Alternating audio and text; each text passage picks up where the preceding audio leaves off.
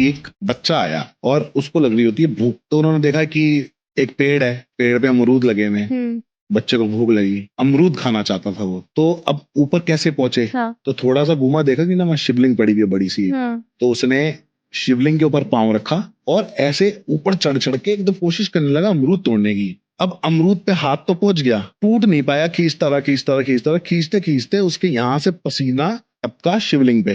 और जब खींच रहा था तो पत्ते भी गिरे साथ में। अब शिव जी तो हमारे बहुत बोले हैं, कहते हैं उनको प्रेम से एक बूंद पानी चढ़ा दो और एक बेल पत्र दे दो, शिव जी प्रसन्न हो जाते हैं। शिव जी तो प्रकट हो गए। शिव जी बोलते हैं, मांग बच्चा, क्या मांगता है तू?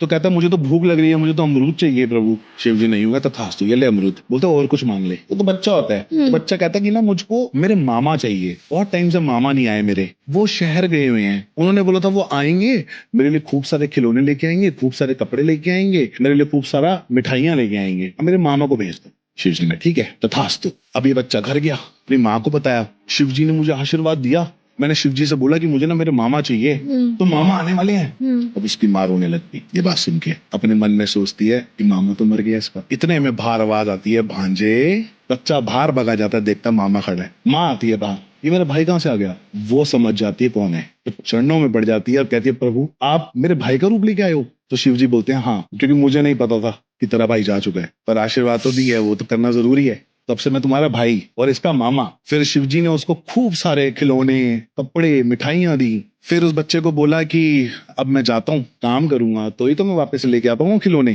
ठीक है मामा, जल्दी आना। मामा ने कहा कि जब जब तू मुझे पुकारेगा मैं तब आऊंगा तेरे पास। अब बच्चा धीरे धीरे बड़ा होने लग गया।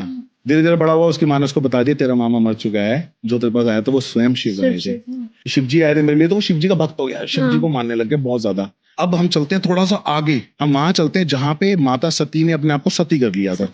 और जब शिव जी उनको लेके घूम रहे थे और शिव जी की हालत ठीक नहीं थी, तो सभी देवी देवताओं ने अपने शक्तियों से, अपनी बातों से शिव जी को ठीक करने की कोशिश की। विष्णु भगवान स्वयं कोशिश करे, ठीक नहीं हुए, शिव जी नहीं ठीक हुए।